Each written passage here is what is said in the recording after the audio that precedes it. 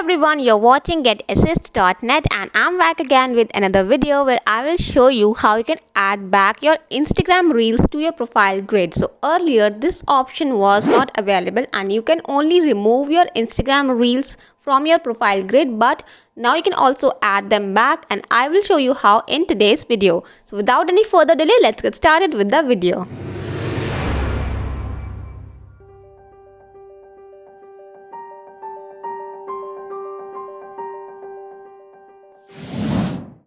Alright, so first of all, you just have to open your Instagram account. And first of all, I will show you by removing one reel from my profile grid. So that's my profile grid. And that's the reel I'm going to remove. So you simply have to tap the three dots at the top right. And tap remove from profile grid. So as you can see, this will remove this particular reel from my profile grid. Now to add it back, what you need to do is just go back and go to Reels section. And here you have to look for the reel that you want to add back. So this is just a tutorial account and you can only see one reel right here. So I will add that back.